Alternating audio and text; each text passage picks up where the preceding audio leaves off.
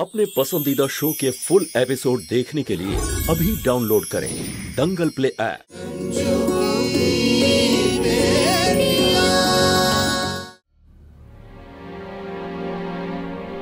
খেয়ে নিন মা, এর মধ্যে একটু হলুদ দিয়েছি আজ, ঠান্ডায় আরাম পাবেন। মা, আপনি কেন এত কিছু নিয়ে চিন্তা করছেন?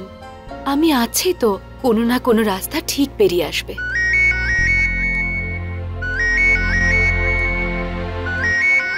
নাজমা? হ্যাঁ নাজমা, বলো। দিদি, ভালো খবর নয়, ওই লোকটা তো টাকা দিতে রাজি হলো না।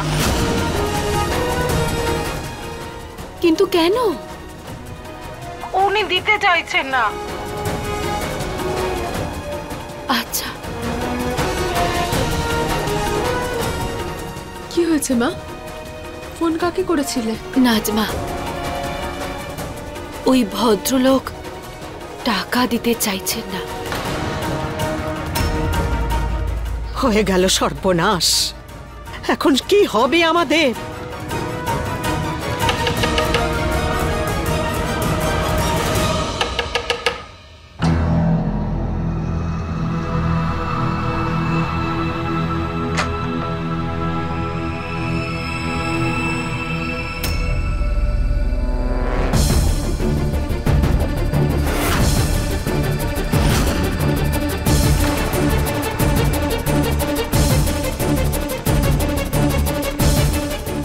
পুলিশ আমাদের দরজায় এসেছে কেন?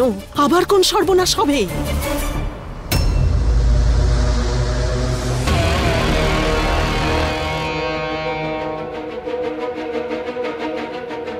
এনাদের আমি এনেছি।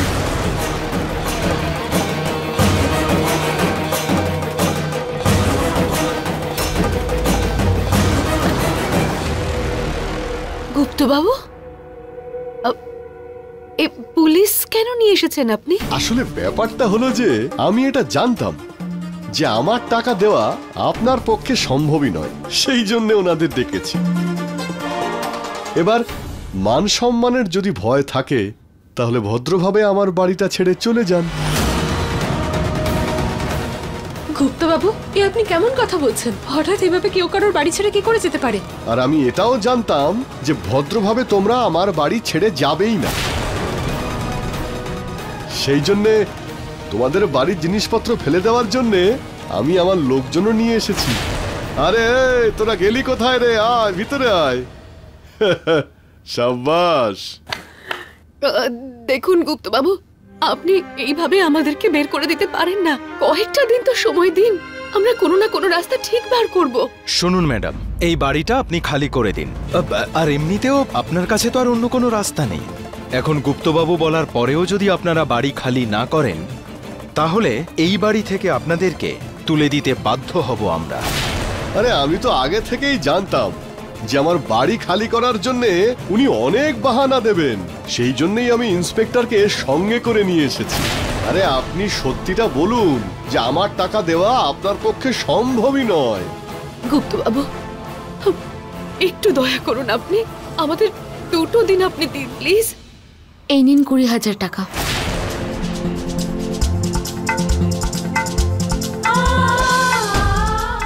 আপনার ঘর ভাড়া।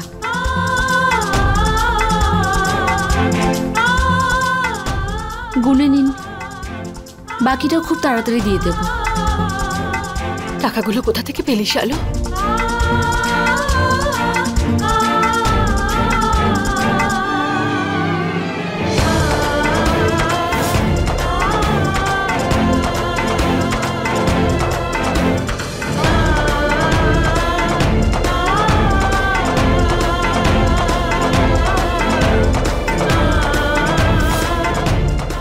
মা, আমি স্কুটিটা বিক্রি করার জন্য OTX এ অ্যাড দিয়েছিলাম।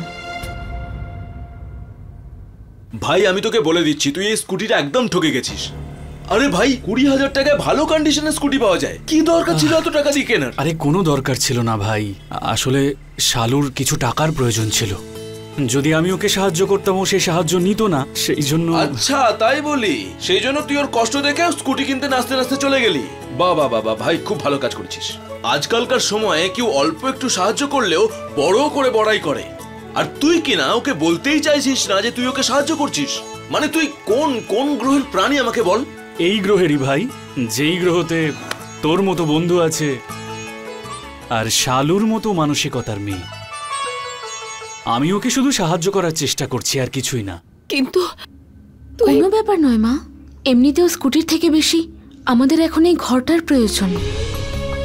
কিন্তু দিদি, তুমি এবারে কলেজ যাবে কিসে করে? কলেজে যাওয়ার জন্য বাস আছে তো, আর যখন টাকা আসবে তখন স্কুটিও চলে আসবে।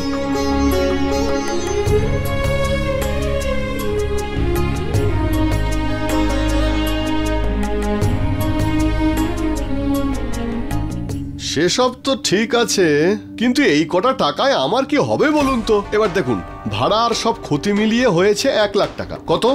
1 লাখ। তাই এই টাকাটা দেওয়া বা না দেওয়া একই ব্যাপার, তাই না? আচ্ছা, 20,000 টাকা কি কোনো কম টাকা নাকি?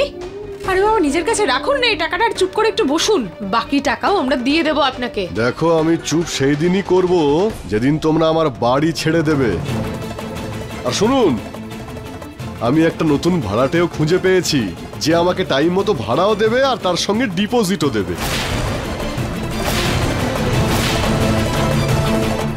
গুপ্তবাবু, আমরা বাইরে দাঁড়িয়ে আছি, আপনি বাড়িটা খালি করে নিন। আর এনাদের মধ্যে কেউ যদি আপনাকে বাধা দিতে আসে, তাহলে আইনের সাহায্যে এই বাড়িটাকে আমরা খালি করিয়ে দেব।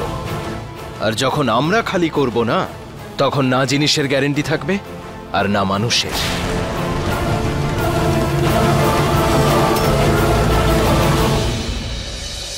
গুপ্তবাবু, একটুখানি দয়া করুন।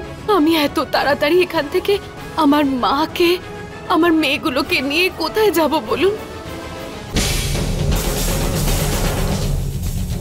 দেখো, এত বছর ধরে তোমার বাড়িতে আছি, কোনোদিন কোনো অসুবিধা হয়েছে তোমার?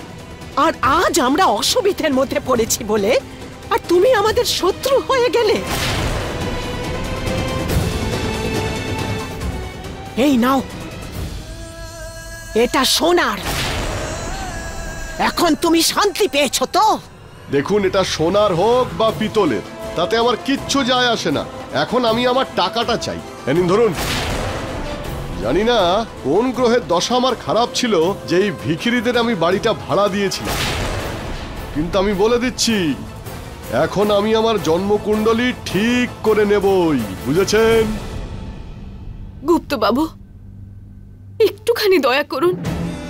আমি এত তাড়াতাড়ি এখান থেকে আমার মাকে, আমার মেয়েগুলোকে নিয়ে কোথায় যাব বলুন? আরে তোমরা দাঁড়িয়ে দাঁড়িয়ে আমার মুখ দেখছো কেন? এগিয়ে যাও আর বাড়ির সমস্ত জিনিস বের করে বাইরে ফেলে দাও। যাও। 1 মিনিট, একটা জিনিসও হাত লাগালে না মেরে মুখ ভেঙে দেব। ছেড়ে দে না বুলবুল। যাদের মধ্যে মনুষ্যত্বটাই শেষ হয়ে গেছে, তাদেরকে কোনো কিছু বলে কোনো লাভ হবে না রে।